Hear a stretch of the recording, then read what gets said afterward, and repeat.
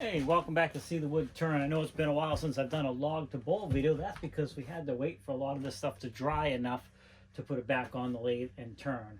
I've been trying to put out short videos and some other stuff here and there and some stuff that I already had pre-recorded, but it's time to move on to log to bowl part 8. And you saw the part 7 is where I sealed it up to dry and stuck it on the shelf. I have no idea what bowl it was, does not matter.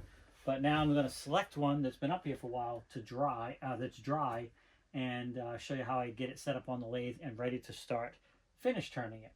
And I've gone through all these. Most of these are pretty dry. This section here, this is the section I'm working on. But I have decided I'm going to do this one here. It'll be a big fruit bowl when it's done. So there's a few things I look for. Obviously the weight of it's a lot lighter. So that's a good indication that a lot of the moisture's out.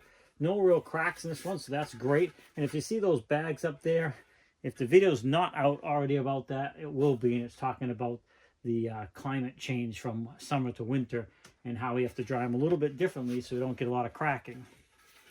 So this one here looks pretty good. It's pretty dry. So we're going to go ahead and turn this one up next.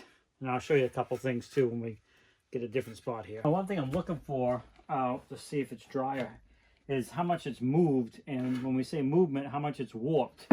Where the pith would be in the bowl is going to tend to want to go up, and then the sides will go out, and that's going to make it, I'm sorry, they'll come in. This will go up and out, and these will come in.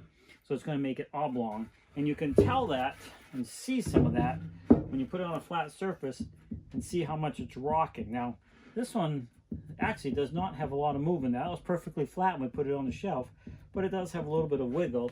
Let me show you a better example of one that has more wiggle. See, that's moved quite a bit, and it's where the pith is that's gone up and pulled the sides in.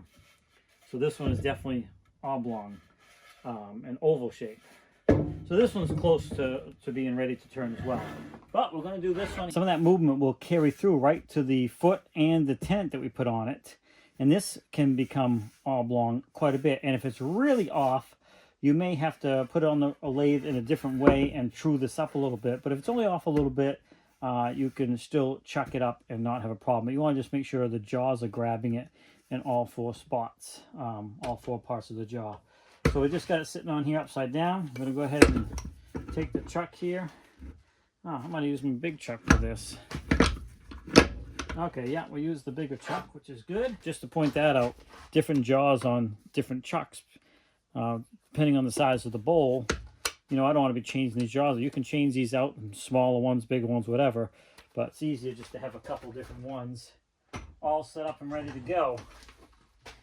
And go ahead and tighten this up. I'm just going to snug it up for now. So we're going to go ahead and screw it onto the lathe here. I'm just going to lift it up like this, line it up, and then I'll just use my other hand, go behind the head here and turn the shaft here, and we'll spin this on, and there we go. All right, now you can see we got a little bit of movement here because I just snugged it. Now we're going to try and get it on there as true as we can. I'm going to put my hand on the inside, push on it, loosen it up, push on this bowl so it's in there as tight as I can, and we'll tighten that up.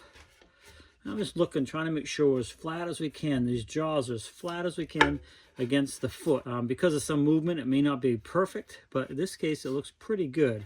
And since that's pretty good, that's where it was when we finished it to put on a shelf to dry. We'll go ahead and tighten this right up, and you can probably see how far out this bowl is on top here. Let me just lift the camera up a little bit. You can see the movement on that. It is quite a bit out around, and when we took it off, that was not the case. So you can see how much during that drying process this thing moved. So the first thing we're going to do, and we'll show that in the next video, is we're going to true the outside up first.